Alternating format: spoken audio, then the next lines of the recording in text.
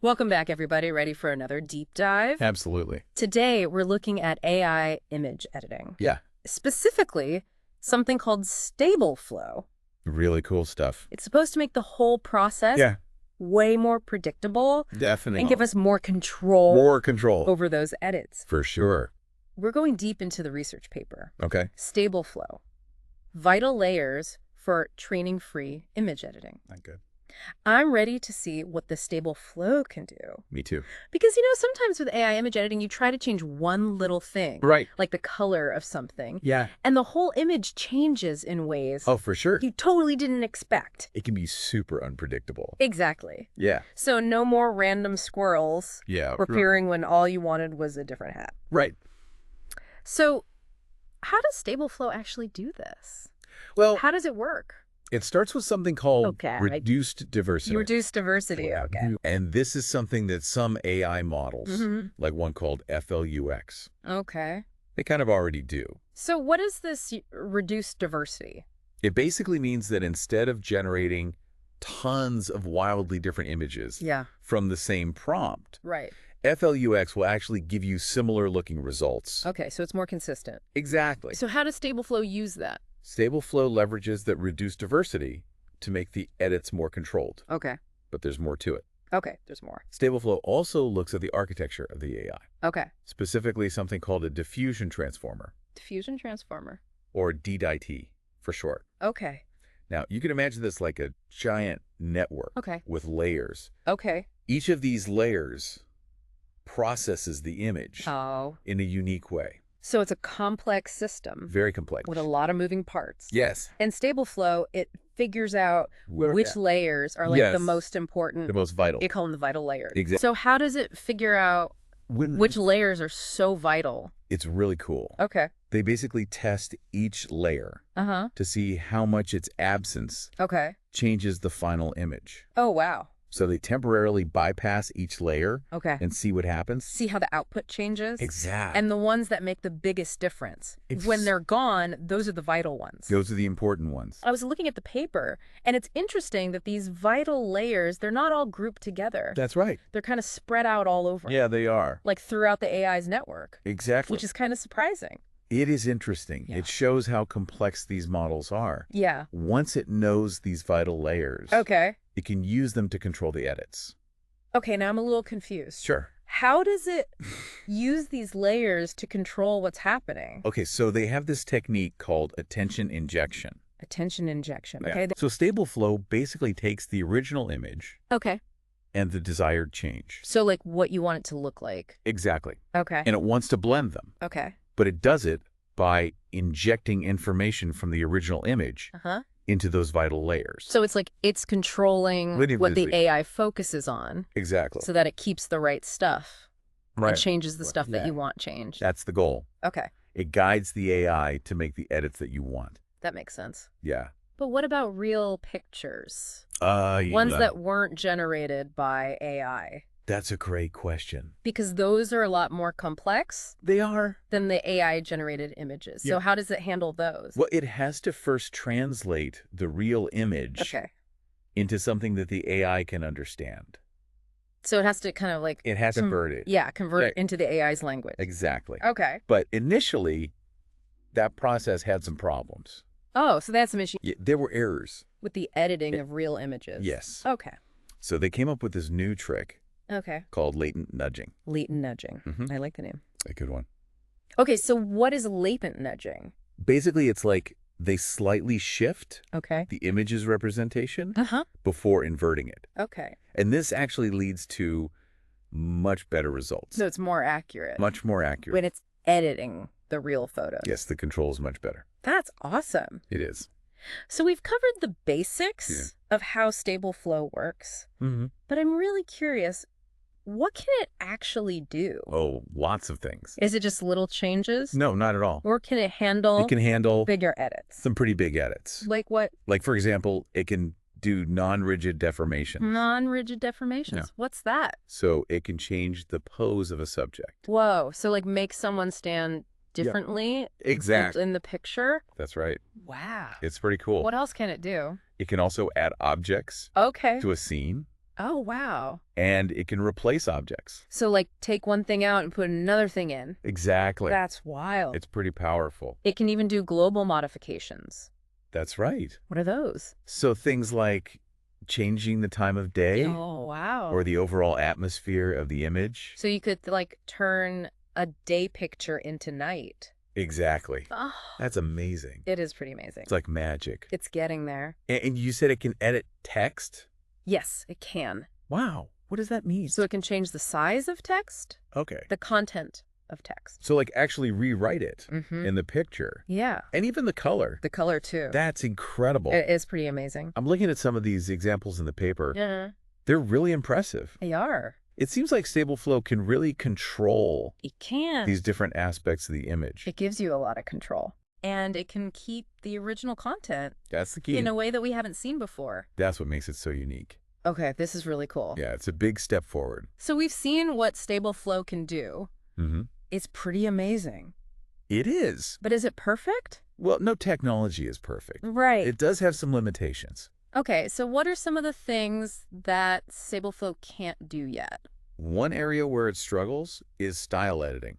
What do you mean? So like making a photo look like a painting Oh, or a sketch. so it can't really change the art style? Not yet, no. Okay. It also has trouble with precisely moving objects around, Okay. like dragging and dropping. So I can't just rearrange my furniture Not quite, no. in a picture using Stable Flow. Not yet. Okay. And background replacement. Okay.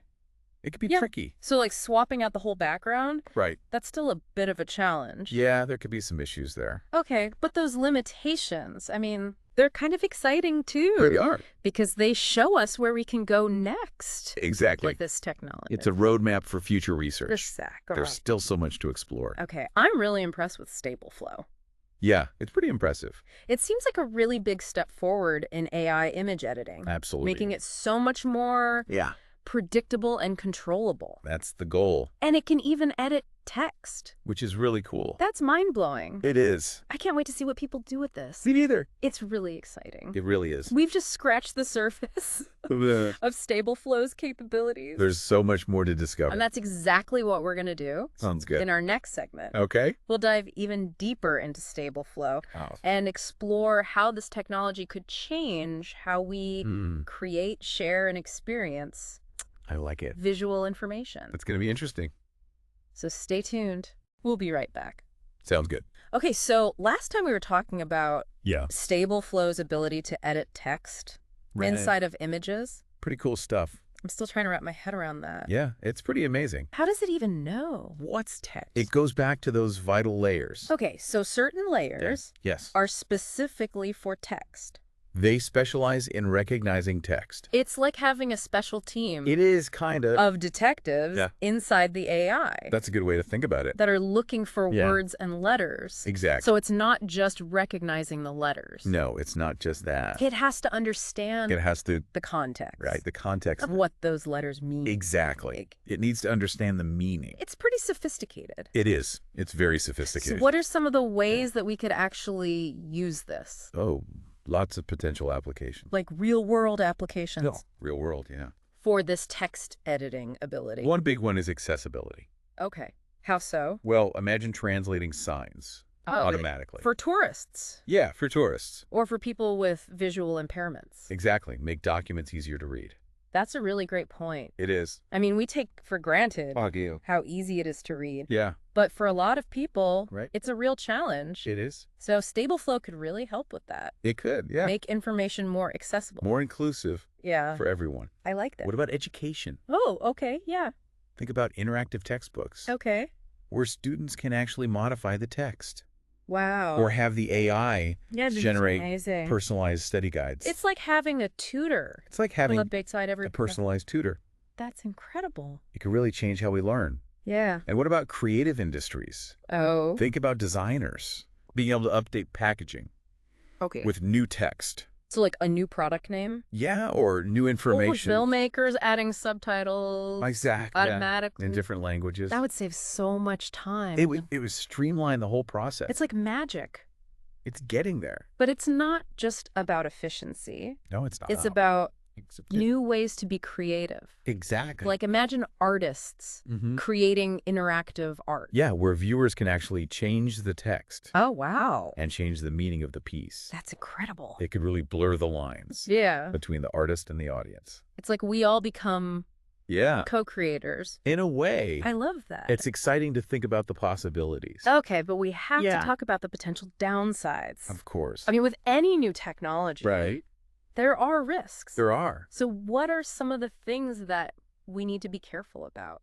One of the biggest concerns is misuse, Okay. especially when it comes to misinformation. Okay, so like fake news. Fake news, propaganda. Right. If you can easily manipulate text Yeah. in images, Right. it becomes harder to know what's real. To trust what you see. Exactly. It's scary. It is a concern.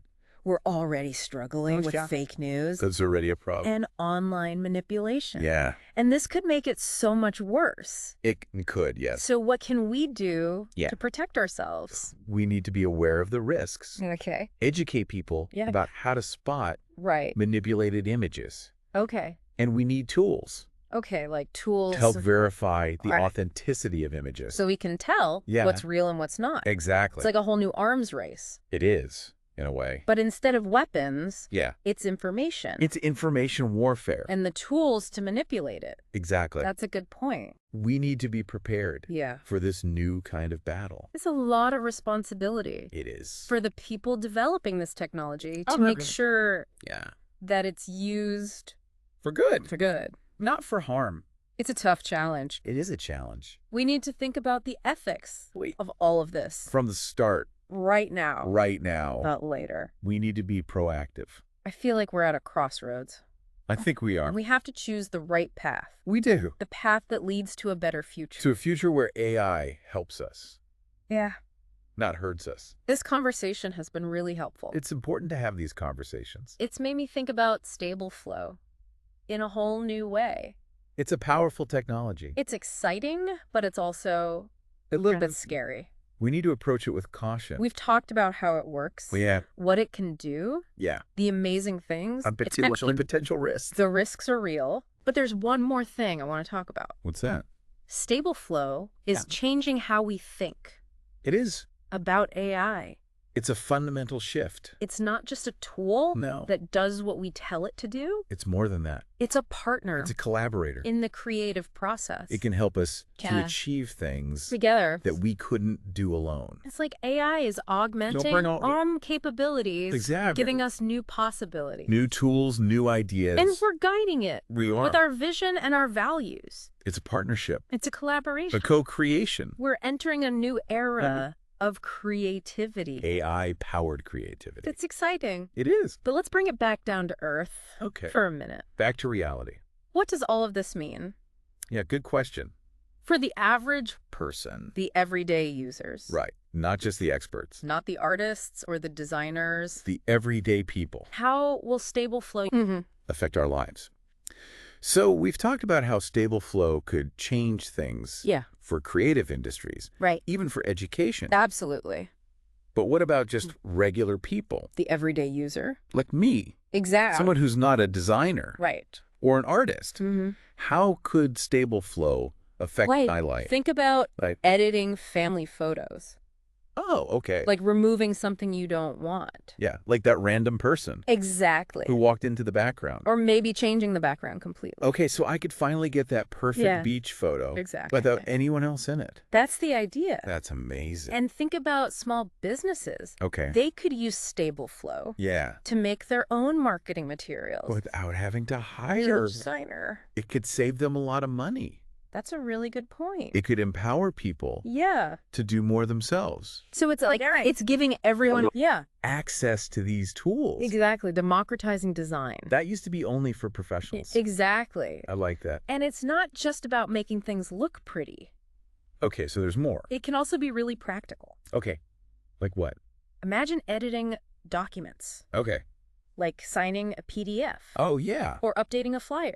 Without having to go back to the original program. Exactly, right from your phone. That would be so convenient. It would make things so much easier. It's like having a personal assistant for all things visual. Right there in your pocket. That's a good way to put it. And as the technology gets better, It'll become even easier to use. So editing pictures will be as easy as editing text. That's the goal. Okay. But we have to think about the downsides. Of course, we always do. We talked about the risk of misuse. Right, the potential for misinformation. Are there other ethical? There are. One big concern is bias. Okay, what kind of bias? Well, AI models are trained on huge data sets of images. Right. But if those data sets aren't diverse, the AI might reflect those biases. So if the AI is mainly trained on pictures of people with a certain skin tone, it might not be able to edit pictures. It might struggle. Of people with different skin tones. That's the problem. That's a big problem. It is, and it's something we need to be very careful about. So even though AI seems objective, it can seem that way. It's really just a reflection of the data it was trained on. And that data can be flawed. And biased. Yes, unfortunately. This is why it's so important to talk about these issues. Absolutely. We need to have open conversation. And make sure AI is being developed ethically. With fairness and inclusivity in mind. We're building a new world. We are. With these AI tools. It's a powerful technology. And we have to make sure it's a world that we want to live in. A world that reflects our values. So it's not just the responsibility of the engineers. It's everyone's responsibility. Artists, ethicists, policymakers, everyday users. We all need to be involved. I'm really glad we had this conversation about stable flow. It's been enlightening. It's made me think about the future of AI. In new ways. It's exciting. It is. But it's also a little bit scary. It's both. We need to be careful. We do. But we also need to be hopeful and engaged. This is just the beginning of a much bigger conversation about AI and its role in our lives. I hope so too. Our listeners will continue to explore these topics. Let's learn more. To ask questions. To share their thoughts. Because the future of AI, it's not predetermined. It's up to us. We get to decide what kind of world we want to create. That's the exciting part. Thanks for joining us. Thanks for having me. On this deep dive into stable flow. It's been a pleasure. Stay curious, everyone. And stay engaged.